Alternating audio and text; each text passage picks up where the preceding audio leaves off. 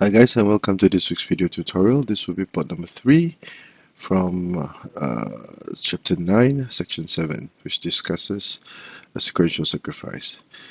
A quick analysis of the game. We'll see this from Eyes of Red first.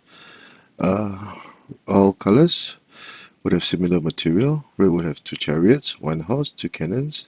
Black would have 2 chariots, 2 horses, and 1 cannon. Pawn-wise, black would have extra pawn. 1, 2, 3, 4 versus red's 1, 2, 3. Both colors would have a full guard. Now, this according to the book, this was a position reaching a game played by Xiangqi experts, of which were not named. So, how did red manage to crack open black's defense for the win? He started with a brilliant offer, which black would not dare to accept, because now the horse would have blocked the elephants and red would be prepared to go for a smothered cannon checkmate. Red defense continues to attack, capturing the elephant, again threatening to checkmate. Black will be forced to move.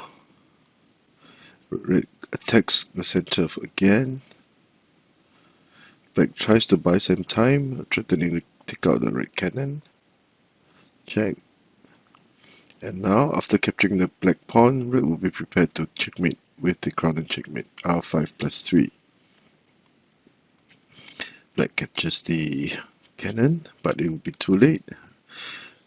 Red will now be prepared to win. Now, for beginners, let's see, for example, black tried to capture elephant. Check. Check. And checkmate. So, let us view this game from the eyes of black. Brilliant sacrifice, threatening to checkmate. Again threatening to checkmate. Attacking the central file. Check. Preparing for the crowning checkmate. And again, red would now have a winning position. Let's say red play this. Check. Check. Checkmate.